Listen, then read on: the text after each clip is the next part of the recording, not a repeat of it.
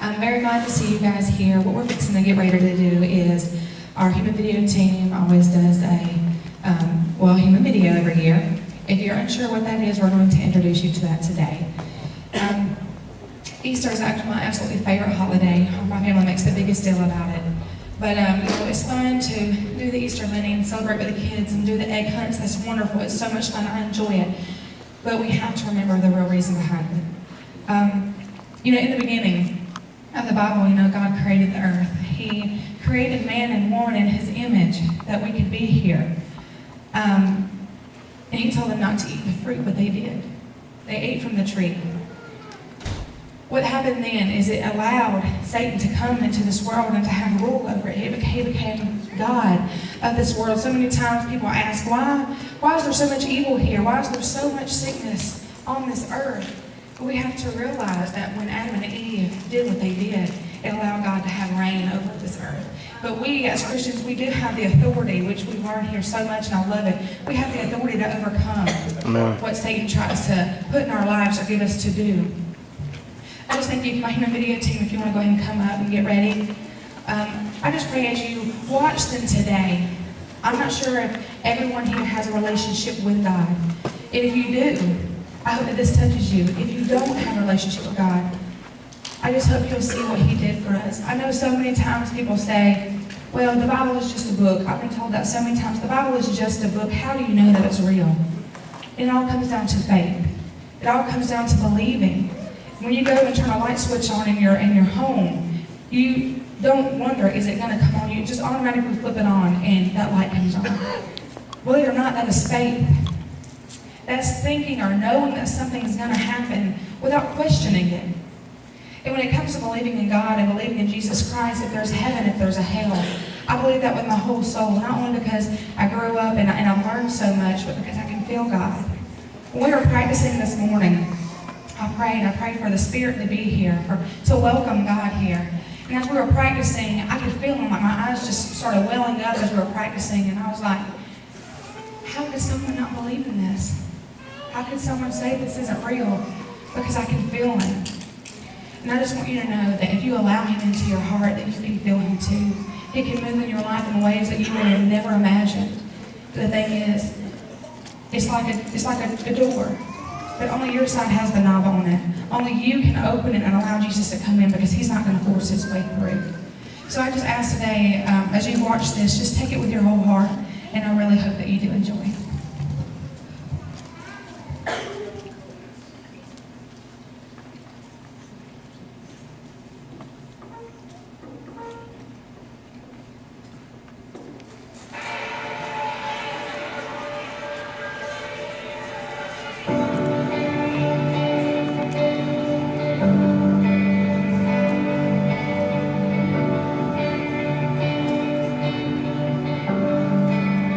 I see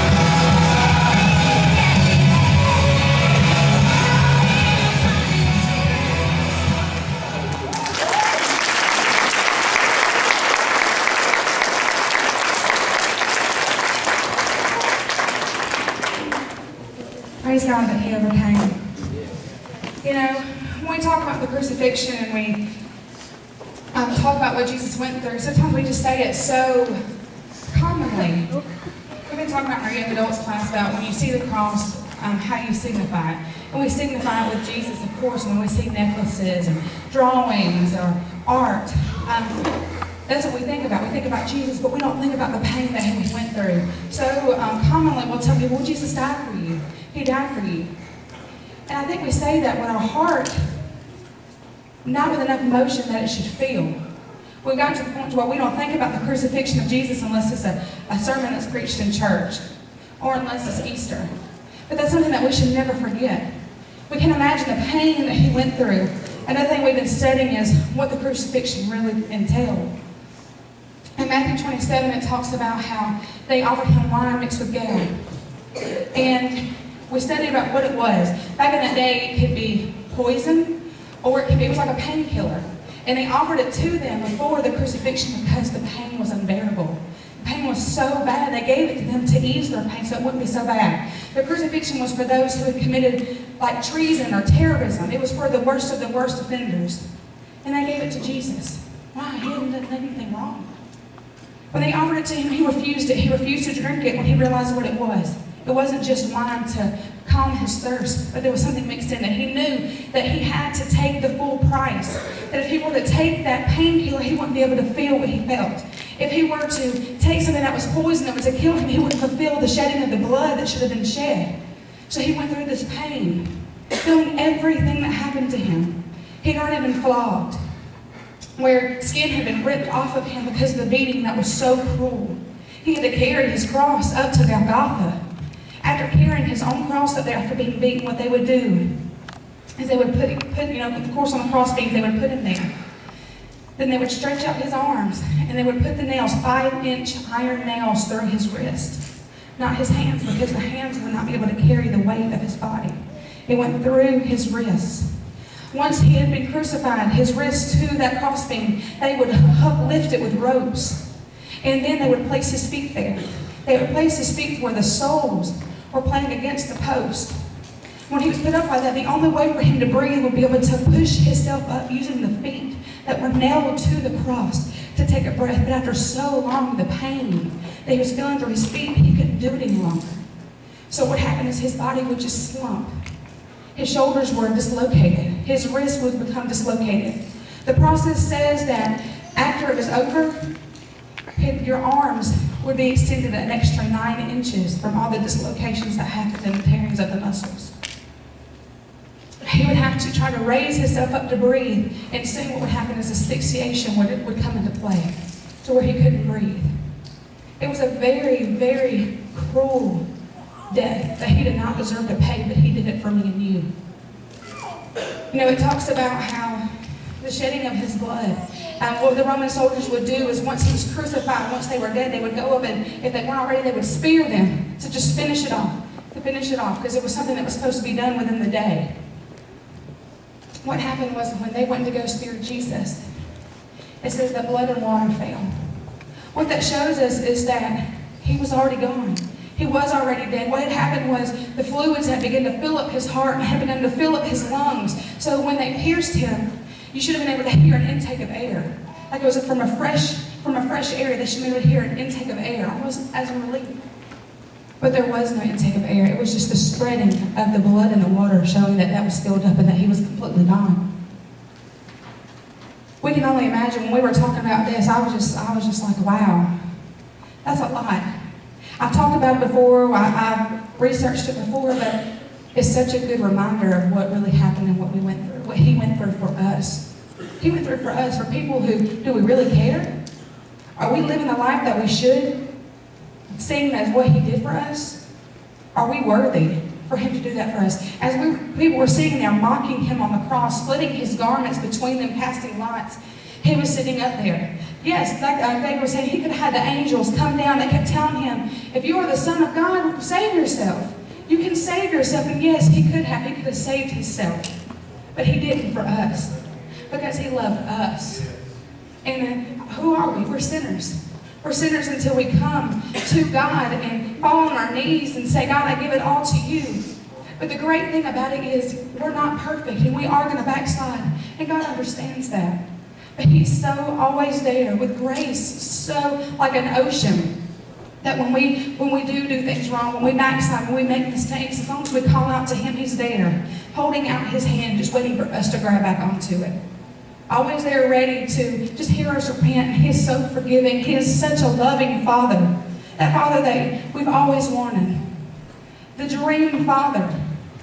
Does He want the best for us? Yes, He wants the best for us. And it's a hard life to live being a Christian. No one's ever going to tell you that it's easy. If they tell you it's easy, I need to take some notes. Because I'm telling you, since I have become a Christian, which I have been for the majority of my life, it's been a struggle. It's a struggle in every area of my life, only because Satan has a reason to come after me. Because he doesn't have me. If you have God in your hearts today, I just ask you, are you where you really need to be? If you say that you believe in God, if you say that you're a true Christian, I say true Christian because I believe there's those people who say, oh yes, I believe in God. But are you truly saved? Are you truly living the way that you're supposed to, or trying to live the way you're supposed to? God doesn't expect you to be perfect. He asks us to catch you when He cleans you. And it takes time. Sometimes it can take years before you get to where you need to be, but we have to constantly grow. And if you don't know God today, just know that it's not too late. It's never too late to get to know Him. It doesn't matter the things that you have done in your life. It doesn't matter how bad it's gotten. It's never too bad for you to go from death into life. And as we come here this Easter, and that's what we portrayed in this video, I don't know what happened when Jesus was in those tombs for those 3 days. I have no idea. But all I can see is what we portrayed in this human video. All I can see is Him going to hell and Him defeating Satan, saying, you no longer have reign over my people. You no longer get to control it. Give me those keys. I now get to control who goes to heaven and who goes to hell. Because if they're living the life that they're supposed to, they're coming to my kingdom. But they no longer will be down to hell in yours. I ask you today to search your hearts, to see, am I really a true Christian? Or am I that person that's been putting on that mask? Pastor Jack, thank you guys so much. You have a wonderful day.